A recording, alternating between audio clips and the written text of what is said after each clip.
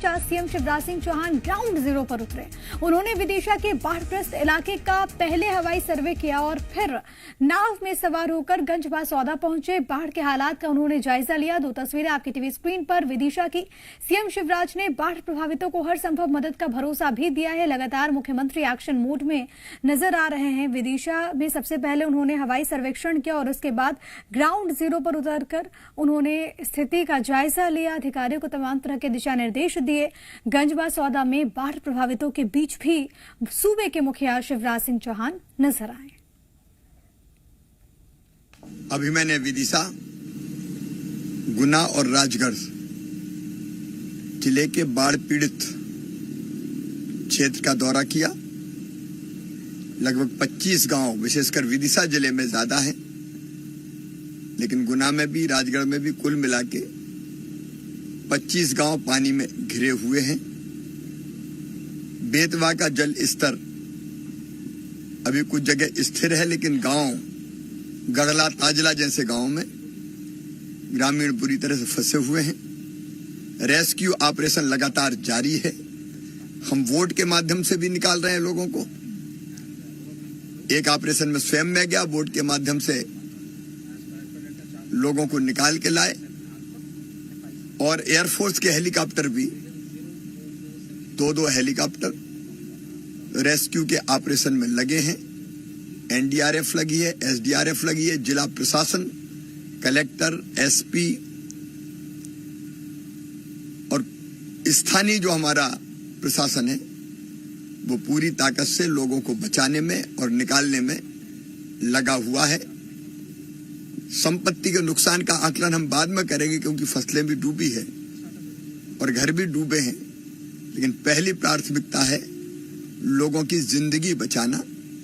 अभी एक बार मैं फिर कुरवाई तक, विदिशा जिले में अभी फिर जा रहा हूं। रायसेन जिले से लौटते हुए वापस आऊंगा और गड़ला, ताजला जैसे गांव में लोगों को कन्विंस करने का हम प्रयास करेंगे कि वो आज रात के पहले बाहर निकले, क्योंकि छत पे खड़े हैं और वहां भी पानी है।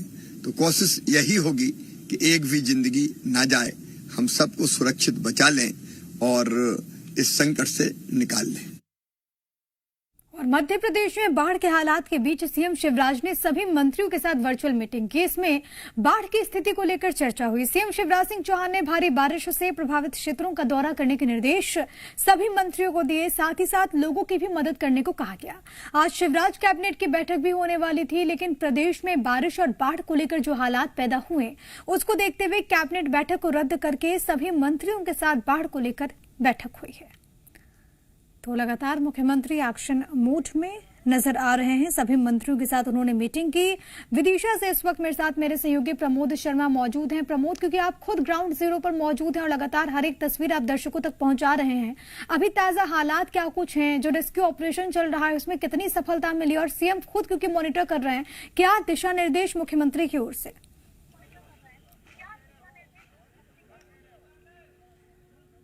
देखिए, विदिशा में अब तक हालात ठीक नहीं हुए हैं। बेतवा का जलस्तर लगातार बढ़ रहा है। हालांकि देखिए, एयरफोर्स ने कमान संभाल ली है। गड़ला के पास एक गांव से 28 लोगों को रेस्क्यू कर बाहर निकाला गया है। ऐसे कई और गांव के लोग अभी भी बाढ़ की चपेट में फंसे हुए हैं। आसमान से इस बार बारिश नहीं, आफत बरसी है और आफत इस कदर बरसी है कि देखिए, मैं एक तस्वीर दिखाऊंगा। हालांकि शाम का समय है, लगातार पानी बढ़ता जा रहा है। विदिशा चौतरफा घिरा हुआ है। 150 के आसपास गांव जलमग्न है। हालात बद से बदतर है। रेस्क्यू की तस्वीर मैंने आपको दिन भर दिखाई।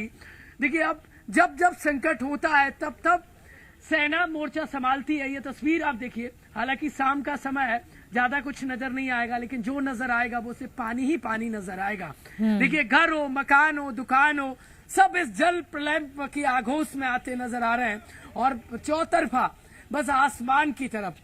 देखिए, हर कोई यही गुजारिश कर रहा है कि बस अब बहुत हुआ, अब इस आफत और ना बरसिए। महत्वपूर्ण है। देखिए, लंबी कतार देखिए, जिन लोगों को आवाजाही करना है, जो यात्री हैं, वो यहीं जस के तस खड़े हुए हैं।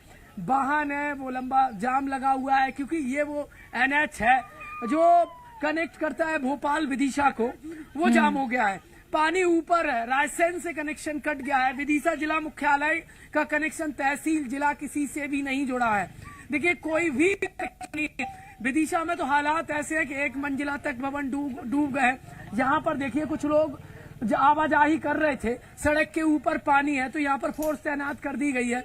हालात लगातार बिगड़ते जा रहे हैं और देखिए महत्वपूर्ण तो ये हो जाता है कि बेतवा का ये जो जल स्तर है ये लगातार बढ़ रहा है और तेजी से बढ़ रहा है क्योंकि ऊपर से पानी आ रहा है। हालात चिंताजनक हो चले हैं। विदिशा से मेरे सहयोगी दीपेश शाह है जो लगातार सुबह से ही ग्राउंड पर है।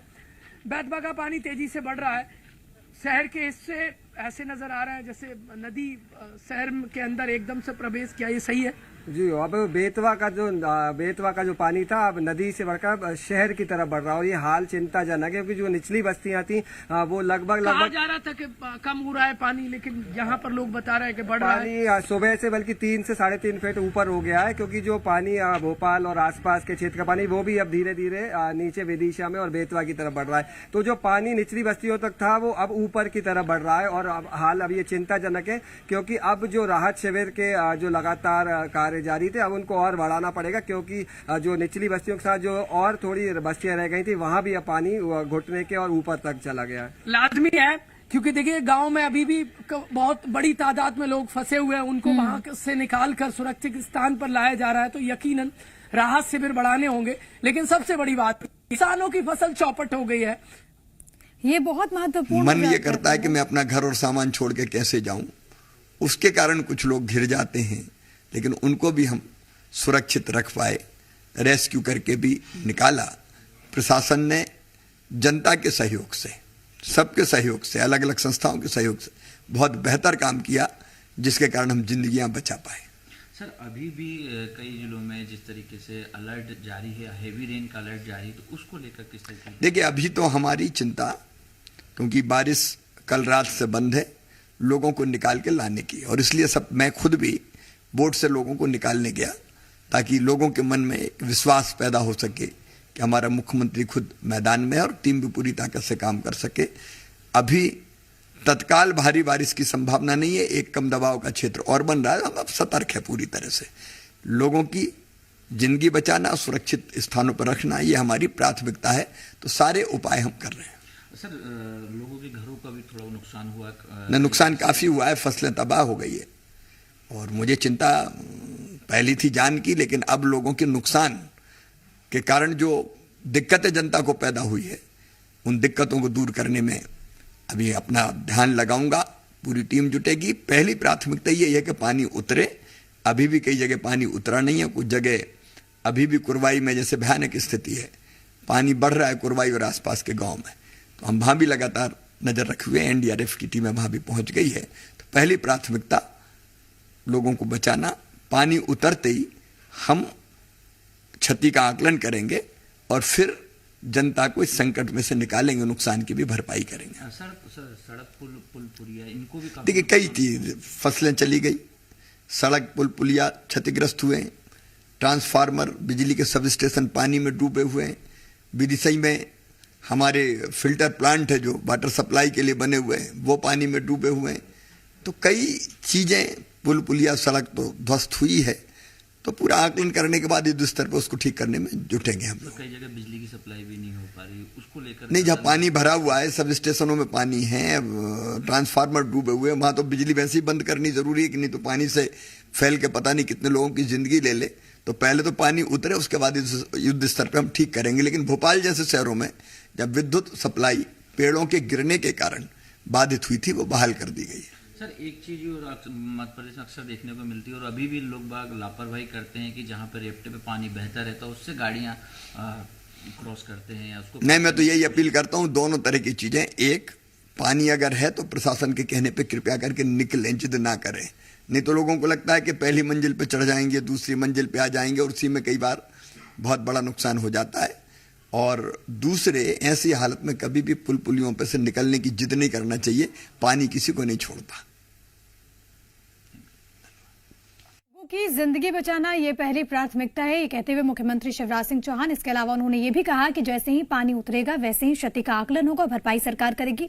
प्रमोद और दीपेश भी हमारे साथ हमारे सहयोगी जुड़े, उनका बहुत बहुत धन्यवाद तमाम बातचीत और जानकारी हम तक पहुंचाने के लिए। तो विदिशा में इस वक्त हालात गंभीर हैं और इसी हालात के मद्देनजर अब एयरफोर्स ने मोर्चा संभाल लिया है। बाढ़ में फंसे 28 लोगों को एयरफोर्स ने बचाया है। आपको बताते चले कि मुड़िया खेड़ा गांव में 28 लोगों को सुरक्षित जगहों पर पहुंचाया गया है। कई और गांव हैं जहां पर फंसे लोगों को सुरक्षित निकालने में जुटे हुए हैं एयरफोर्स के जवान। तो एक बड़ी खबर है, जब ऐसी आपदा आई है तब सेना ने मोर्चा संभाला है और अब बाढ़ की जब विभीषिका देखने को मिल रही है तो ऐसे में भारतीय वायुसेना की ओर से जवान यहां पर उतरे और उन्होंने लोगों को सुरक्षित जगहों पर पहुंचाया।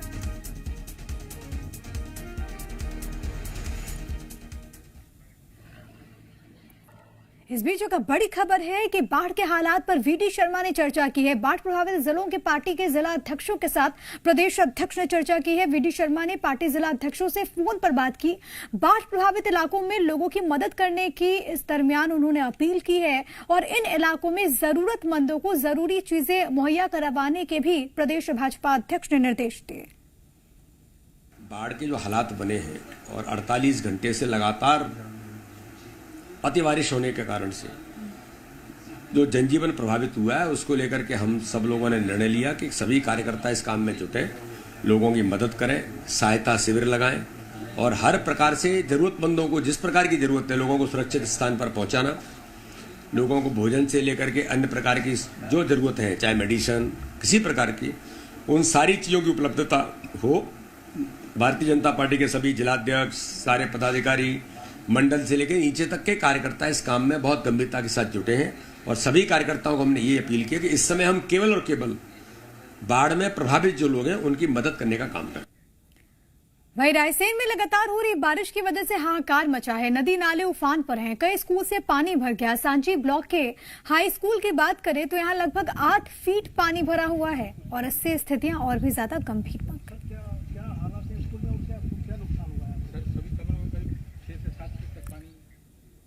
वहीं आगर मालवा के सोयत में लगातार हो रही बारिश की वजह से बाढ़ के हालात हैं। मुख्य बाजार में 10 से 15 फीट से ज्यादा पानी भरा है।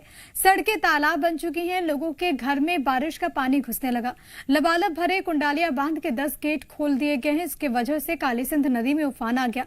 एहतियातन प्रशासन ने निचले इलाकों में अलर्ट जारी कर दिया है। अब तक रेस्क्यू कर लगभग 150 लोगों को सुरक्षित स्थानों पर पहुंचाया जा चुका है। नलखेड़ा में भी लखुंदर नदी उफान पर है। नदी के ऊपर से पानी बह रहा है। नलखेड़ा का जिला मुख्यालय सहित अन्य हिस्सों से संपर्क टूट चुका है। मौके पर कलेक्टर और एसपी सहित आला अधिकारी मौजूद हैं जो कि जिले की हर स्थिति पर नजर बनाए हैं।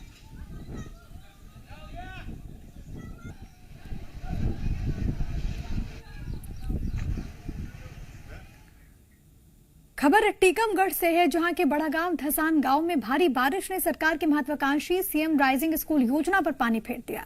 सर्व सुविधा युक्त इस स्कूल में पानी निकासी की उचित व्यवस्था तक नहीं। इस कारण छात्रों को 2 से 3 फीट गहरे पानी के बीच से होकर स्कूल के भीतर प्रवेश करना पड़ता है। स्थानीय लोगों का कहना है कि स्कूल के मुख्य दरवाजे पर जल जमाव होने से काफी दिक्कतें हो रही हैं। कीड़े मकोड़ों के काटने का डर बना रहता है। वहीं स्कूल के प्राचार्य का कहना है कि किसी ने पुलिया को पत्थर से बंद कर दिया और इस कारण जल भराव की स्थिति निर्मित हो गई। द्वारा पुलिया में पत्थर डाल दिए गए, उससे वो पानी निकासी की प्रॉब्लम आ रही है। तो हम उसका पता लगाते हैं, कोशिश करते हैं निकलवाने। पिछले 3-4 दिन से यहाँ पे देख रहे हैं। हाँ। यहाँ पे 3-4 दिन से यहाँ पे लगातार यहाँ पे जो पानी भरा हो रहा है, बच्चे भी यहाँ पे गिर रहे हैं।